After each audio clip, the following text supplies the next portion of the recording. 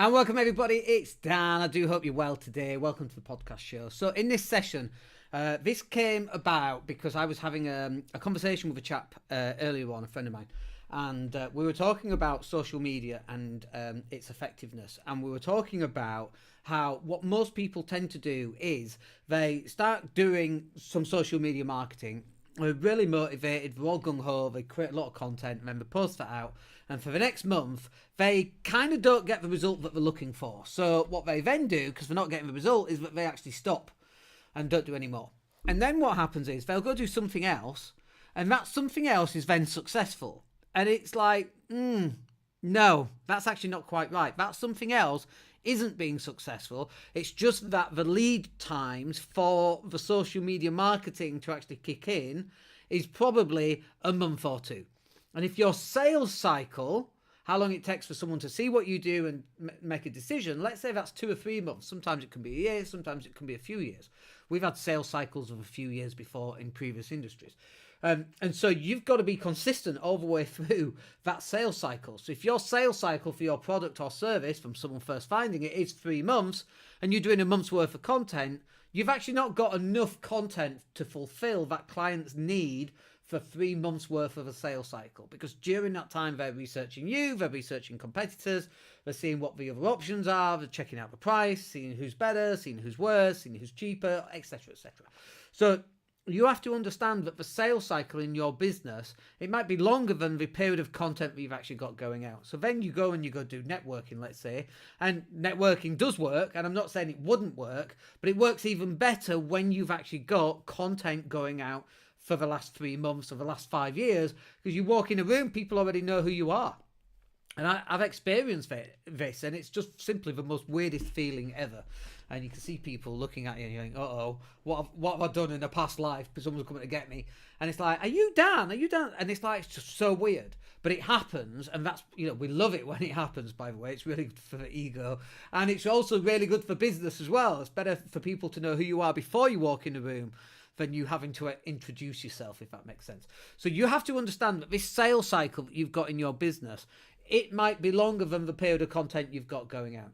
And it's really easy to get burnt out, which moves us nicely onto consistency as well, because you have to be consistent when you're putting content out.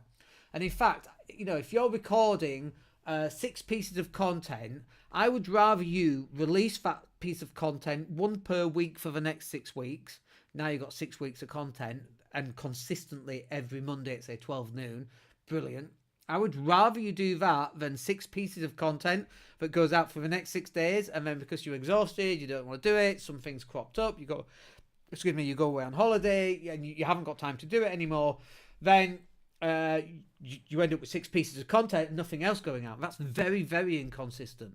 And it's really tempting to, I'm going to do this content, I'm going to put it all out for the next 6 days, and in 6 days I'll put some more content out.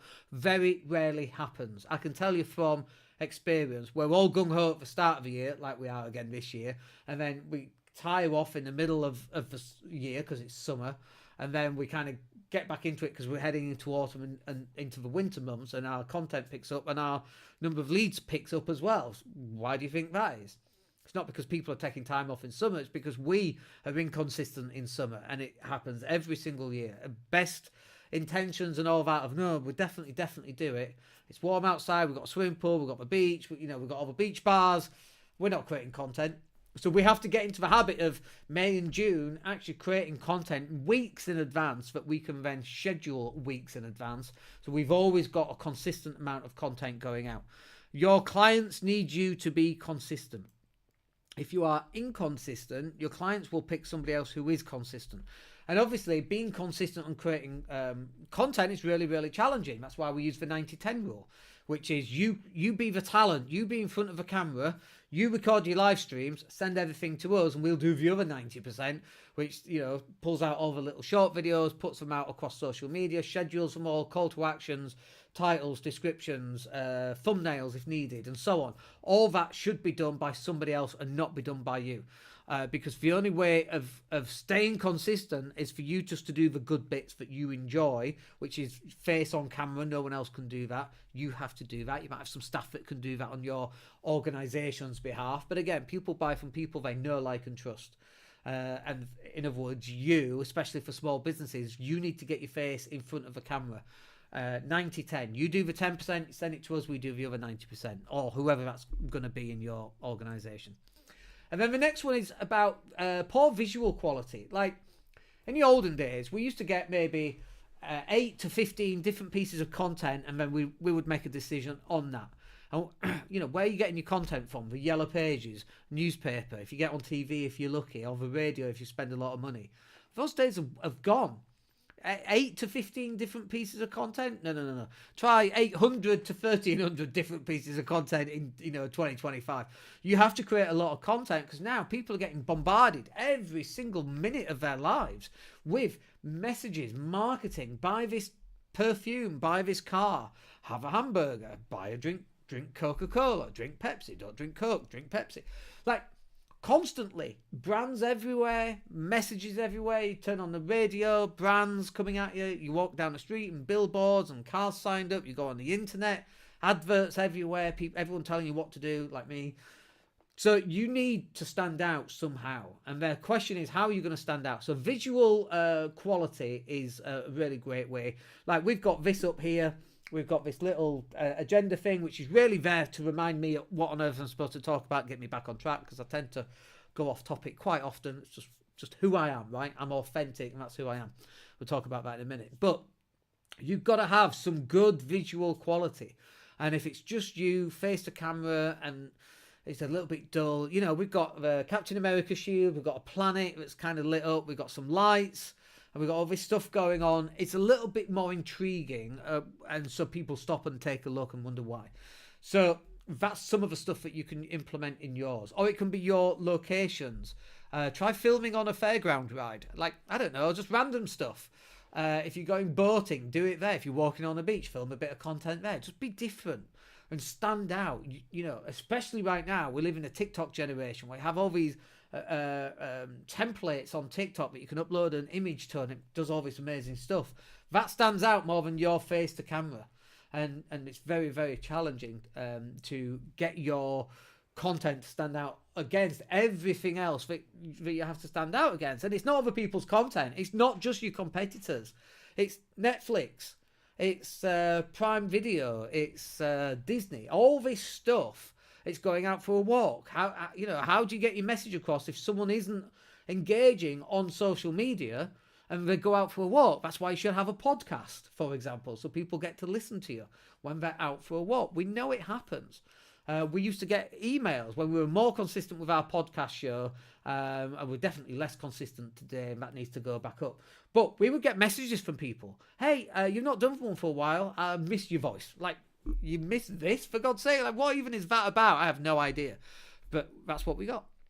Next one then is about just you being you, about being more authentic. People love authenticity. And when I first started doing my videos, I would try and create a studio. I was in a suit and tie, for God's sake. I was trying to make it like a new studio. And, that's not what people want these days. People want you. I did a piece of content today doing some CrossFit muscle cleans. Like, I'm in my shorts, I'm lifting muscle cleans. Like, it's not a shiny object. It's not this well-polished, shiny piece of content. I don't think people want that in this day and age. And I see people using AI filters on their profile picture, making them look 20 years younger. It's like, what are you doing? That's not authentic. That's the opposite of authentic. You are you, be more you. Get out in front of as many people as you can. Don't try to be somebody that you're not. People see Tony Robbins and go, I'm going to be Tony Robbins. Woo! Say yeah! Like, no. Stop. Be you. Talk like you talk. I'll go all Yorkshire now. Talk like you talk and just be you, You be more you. That's what people want, because there's only one version of you on this planet, and so you should be more you. And I say it in almost every podcast, by the way. But being authentic is very, very powerful for you to build your brand upon, because it builds such a significant level of trust inherent in that relationship that this person now has with you. Even though you might not know they exist, they have a relationship with you, even though you don't have a relationship with them yet, because they're not a customer.